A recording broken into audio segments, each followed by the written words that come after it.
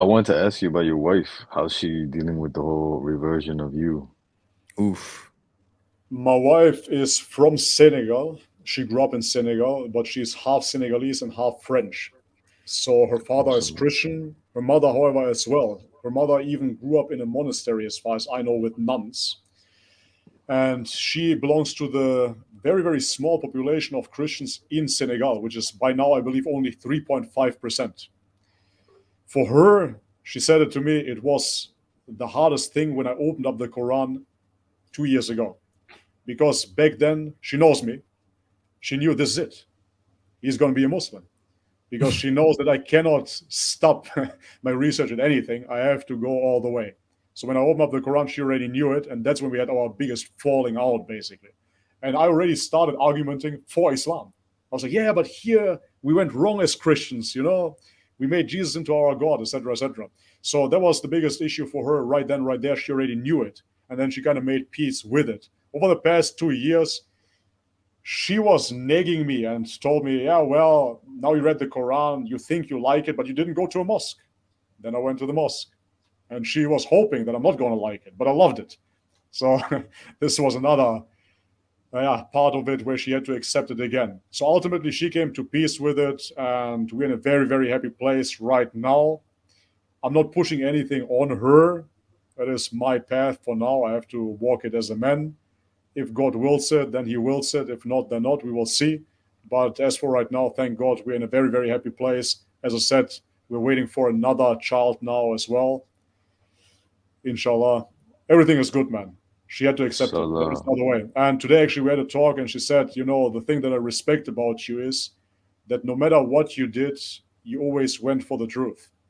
And therefore, I have to respect that as your wife, no matter where it takes you.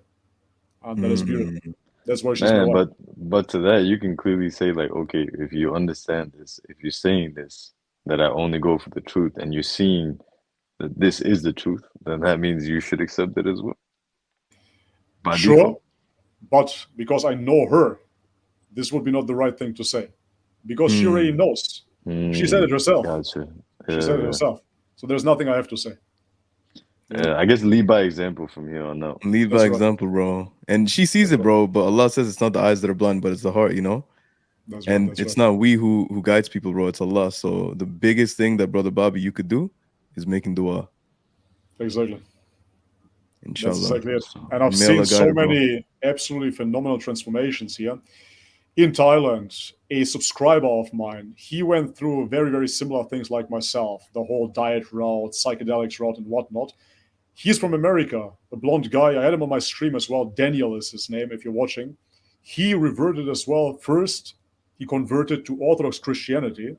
And then when he started watching my channel, when I started doing Islamic content, he thought to himself, what is going on? Like, why would you even look into this religion that doesn't make any sense whatsoever? But guess what? He beat me to it. He even became a Muslim 4 months ago. During that time, he was in a haram relationship, if you will, with a Thai woman. He just met her 2 months and he was so in love with her, he didn't know what to do. But once he reverted to Islam, he stopped the fornication and all of that.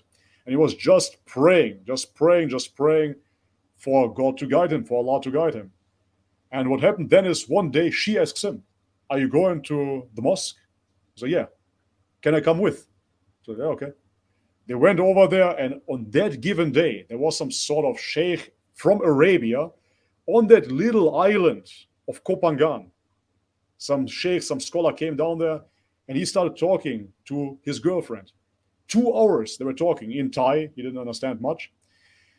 And ultimately, she accepted Islam right then, right there, took the Shahada, and the brothers said, okay, what's next? You want to do nikah?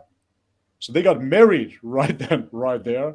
She fully accepted Islam. She's wearing the hijab now. They're married. They're both Muslim. It's absolutely amazing. I'm telling you the story because he didn't know what to do. So he asked all the brothers, and all they could tell him is just make dua. That's it. Just make dua. mm, And in the end, it worked out amazingly. man, subhanAllah, that's such a tricky situation, man. Yeah. Like I'm very happy. I'm very happy that they happened this way, and she ended up taking the shahada.